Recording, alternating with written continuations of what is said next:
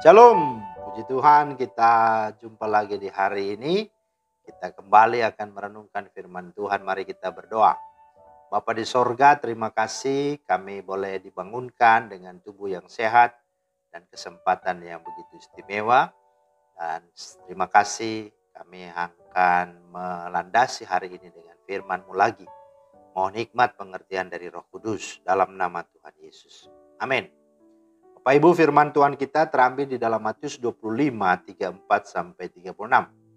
Dan raja itu akan berkata kepada mereka yang di sebelah kanannya, "Mari, hai kamu yang diberkati oleh Bapakku, terimalah kerajaan yang telah disediakan bagimu sejak dunia dijadikan. Sebab ketika aku lapar, kamu memberi aku makan. Ketika aku haus, kamu memberi aku minum. Ketika aku seorang asing, kamu memberi aku tumpangan. Ketika aku telanjang, kamu memberi aku pakaian. Ketika aku sakit, kamu melawat aku. Ketika aku di dalam penjara, kamu mengunjungi aku." Itulah firman Tuhan yang menjadi dasar renungan kita hari ini. Tema kita hari ini adalah peduli kepada mereka yang hina.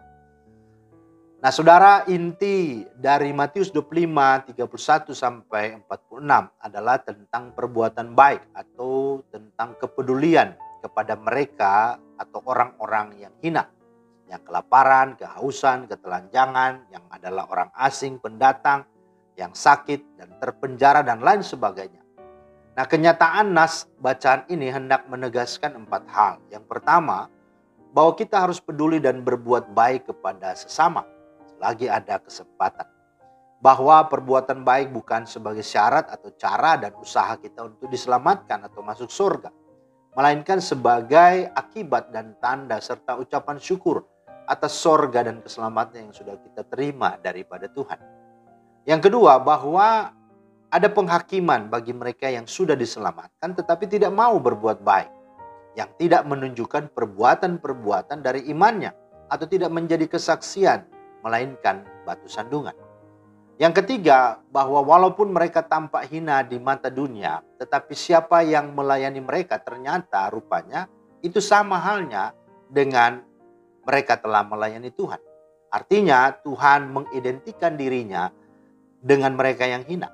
Tuhan berpihak, Tuhan peduli dan menerima serta mau mati untuk mereka yang hina. Ini yang harus disadari.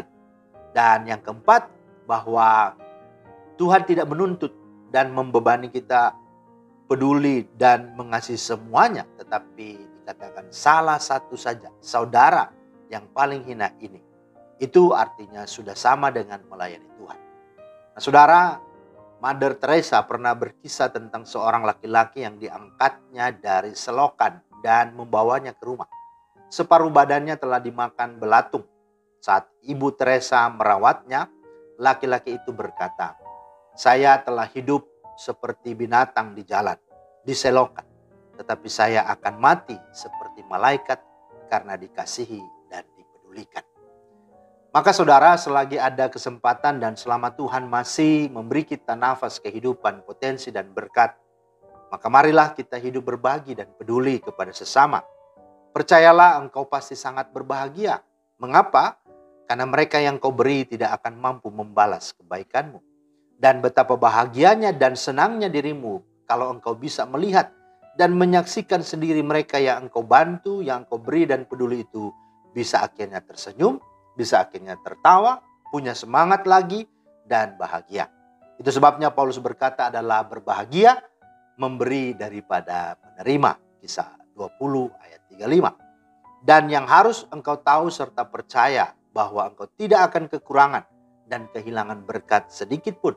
Melainkan berkatmu akan penuh melimpah karena yang akan membalaskannya dan yang memberkatimu dan memberikannya itu bagimu bukanlah manusia, tetapi Tuhan. Amsal 19:17 berkata, "Siapa menaruh belas kasihan kepada orang yang lemah atau yang hina ini, memiutangi Tuhan yang akan membalas perbuatannya kepadanya. Dan pemberianmu itu pastilah akan bersifat kekal dan selama-lamanya. Karena firman berkata, ngengat dan karat maka tidak akan merusakannya dan pencuri tidak akan mencurinya.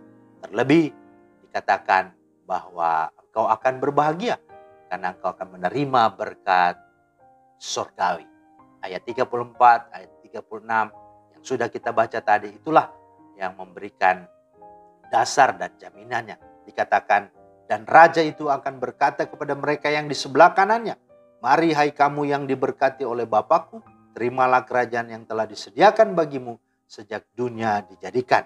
Karena ya, ketika dia lapar, ketika dia telanjang, ketika dia di penjara, ketika dia sakit, engkau telah melayani. Maka saudara-saudara, mari lakukanlah firman Tuhan dalam Galatia 6, 2, 9, dan 10. Bertolong-tolonglah menanggung bebanmu, demikianlah kamu memenuhi hukum Kristus. Janganlah jemu-jemu berbuat baik, karena apabila sudah datang waktunya, kita akan menuai jika kita tidak menjadi lemah. Karena itu, selama masih ada kesempatan bagi kita, marilah kita berbuat baik kepada semua orang, tetapi terutama kepada kawan-kawan kita seiman. Kiranya Tuhan memberkati. Amin. Terima kasih Tuhan atas firman-Mu. Kami bersyukur kembali lagi diajar dan diingatkan tentang bagaimana kami memberi dan peduli kepada sesama, bahkan kepada mereka yang hina. Karena Tuhan hadirkan mereka semuanya dalam rangka agar supaya hidup kami semakin efektif dan sungguh-sungguh berkenan dan dapat memuliakan Tuhan. Mampukan kami menjadi pelaku firman-Mu di dalam nama Tuhan Yesus. Amin. Demikianlah firman Tuhan hari ini. Selamat beraktivitas, selamat memberi, selamat berbagi, dan selamat peduli kepada mereka yang hina. Tuhan Yesus memberkati. Shalom.